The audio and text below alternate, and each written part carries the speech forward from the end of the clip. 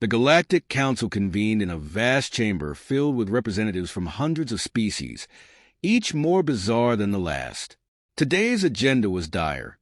Reclassify Earth, a planet humans simply called home, but which the rest of the universe saw as a ticking time bomb of danger. "We must discuss the reclassification of Earth," declared Chancellor Vrall to the Allurians, her scales shimmering under the council lights. "As it stands, Earth is designated a Class 13 death world, but recent evidence suggests it may need upgrading to Class 14. Gasps echoed throughout the chamber. A Class 13 death world was already rare and feared, but Class 14? That was uncharted territory. Even the most warlike species avoided planets with such a rating. Earth was filled with fierce predators, extreme climates, toxic environments, and most of all, humans. "Let's review the latest data," said Vralt, gesturing to a holographic display that illuminated with scenes from Earth. Volcanoes, earthquakes, megastorms, and then there's the wildlife. Venomous, fanged, or just plain enormous. And don't get me started on their oceans. Home to creatures that are essentially living nightmares. There were nods of agreement from the council members. Earth's landscapes, from scorching deserts to frozen tundras, were hostile even to advanced species. But it wasn't the planet's geography or fauna that really concerned them. It was humanity itself. General Thrask, a hardened warrior from a species that thrived on conflict, stood up to speak. The humans, they are the most unpredictable variable. These beings have survived everything their death world has thrown at them. They harness nature's fury, turning lightning into power, oceans into pathways, and deserts into cities. They are constantly inventing, adapting, and evolving. The council watched footage of humans doing the impossible, scaling mountains without equipment, diving into abyssal depths, and even walking into war zones with a sense of determination that bordered on madness. To the aliens, humans were not just survivors. They were conquerors of their own world's relentless hostility. "What's truly terrifying," continued Thrask, "is their resilience. They're like a virus that adapts to every threat, grows stronger, and then turns that strength outward. Their technology, fueled by their will to dominate, makes them a species you cannot predict or control." One alien scientist played a clip of a human invention, a rudimentary fire, turned into nuclear fusion. They harness the atom, the very building blocks of the universe, to power their cities, and to obliterate entire civilizations it provoked. The council murmured anxiously. The upgrade in classification wasn't just about Earth's natural dangers, but also about the species that had not only survived but thrived on this terrifying planet. And now, they were reaching for the stars. "We must make this decision carefully," Vralt cautioned. "Humanity's aggressive exploration of space has only just begun. Their first manned missions to Mars were seen as curiosity, but now they have outposts on their moon, plans for other planets, and ambitions that could bring them to our doorsteps." Some council members proposed quarantining Earth, enforcing a strict no-contact policy. Others argued for diplomatic engagement, hoping to guide the humans before they became too much of a threat. But deep down, everyone knew the truth. Humans were uncontrollable, fiercely independent, and would never bow to alien oversight. Ultimately, Earth was reclassified as a Class 14 death world, the highest rating in the Galactic Index. A warning beacon was placed near the solar system, advising all spacefaring species to avoid the third planet. The warning was clear: approach at your own peril. This world's greatest danger is not its environment. It's the beings that call it home. As the meeting adjourned, Vralt couldn't help but feel a chill. Humanity was more than a death world species. They were a force of nature. The galaxy would have to watch and wait, hoping that Earth's greatest weapon, its people, never turned their gaze toward the stars with conquest in mind. But if there was one thing certain about humans, it was that they never stayed down for long. The Galactic Council's decision to reclassify Earth sent ripples through the cosmos. News of the dangerous, untamable planet spread quickly among other species, painting humans as a force best left alone. To most of the galaxy, Earth had become a dark legend, the kind of place where stories of daring explorers who ventured too close ended in whispered warnings. Never provoked the humans. Meanwhile, back on Earth, humanity continued its relentless march forward, blissfully unaware of their new status as the galaxy's most feared death world inhabitants. Advances in technology and space travel accelerated, with new inventions cropping up faster than the old could become obsolete. Nations united under the shared vision of reaching beyond their solar system, while corporations poured resources into off-world colonies and mining expeditions. Dr. Elena Klein, one of the leading scientists at the forefront of interstellar research, was driven by a singular vision: to make humanity a galactic player. While most humans saw the stars as the next great adventure, she understood the truth of Earth's isolation. Unbeknownst to the general public, transmissions from other civilizations had been intercepted, warnings to stay away from Earth. The message was clear: humanity was being avoided. "They fear us," Klein said during a secret meeting with world leaders. "Not because of our technology or our weapons, but because we've conquered the most hostile environment known to any species, our home." The leaders nodded in agreement, acknowledging the thinly veiled warnings encoded in the transmissions. They realized the galaxy's reaction to humanity's rapid progress was one of caution, not curiosity. But to them, it was an opportunity, not a barrier. "Our greatest strength is our unpredictability," continued Klein. "They can't control us, and if they won't welcome us, then we will make our presence impossible to ignore." Plans were drafted for deeper space exploration.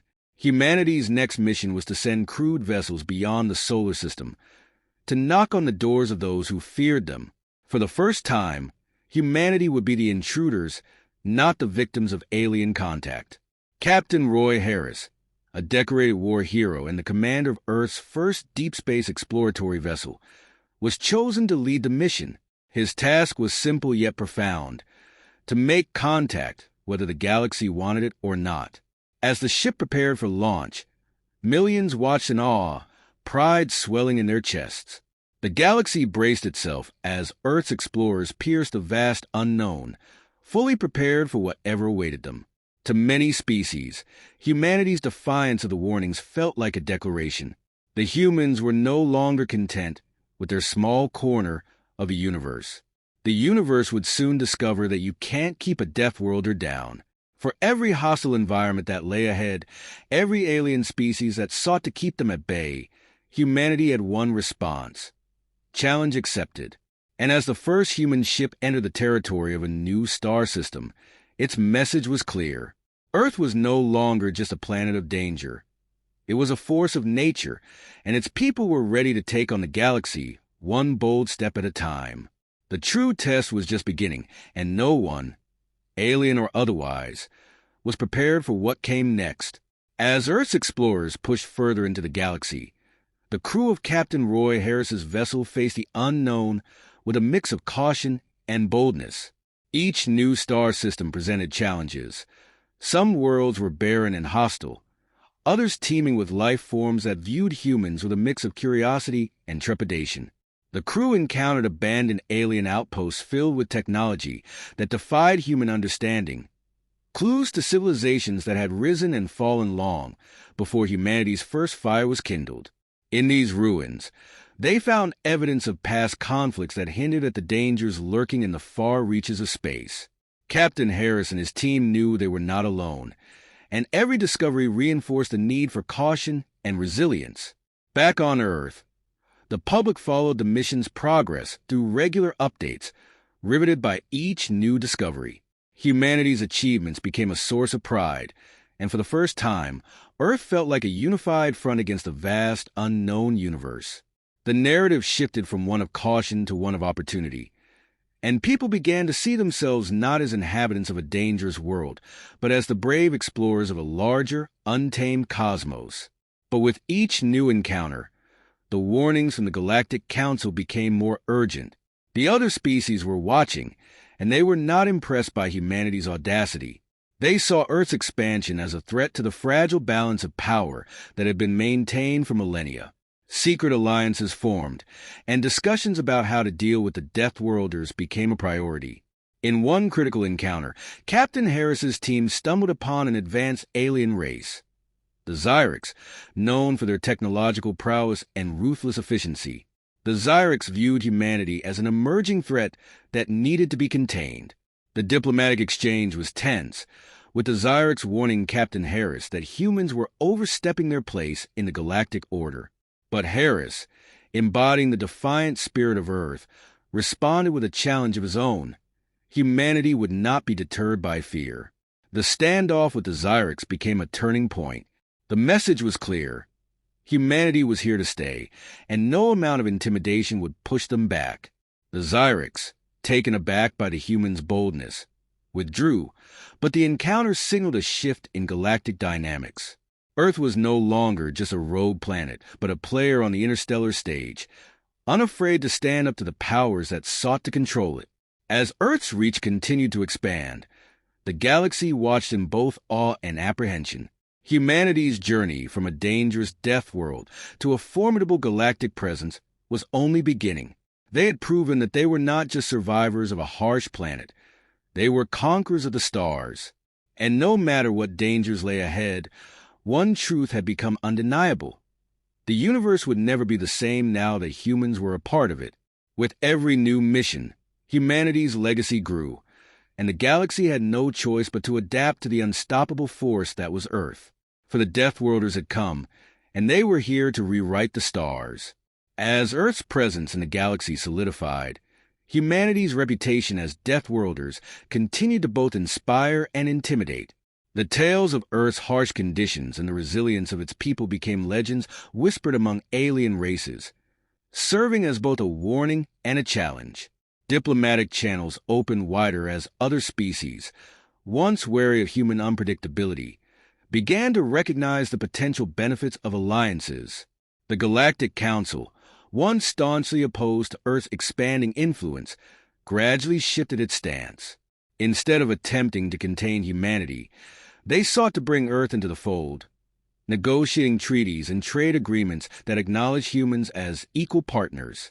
The inclusion of Earth marked a new era in the Council's history, as humanity's innovative spirit and fearlessness breathed fresh life into the stagnating political order.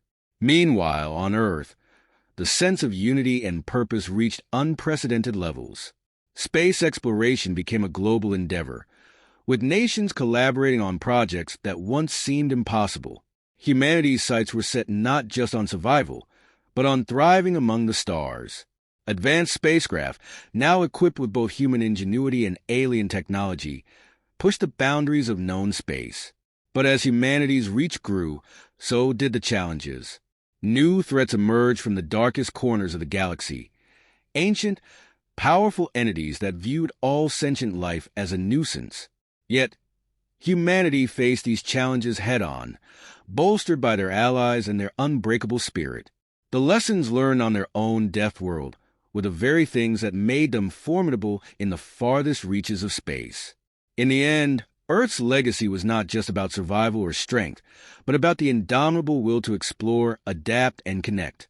Humanity had transformed from a feared anomaly to a respected force of change, rewriting the rules of the galaxy.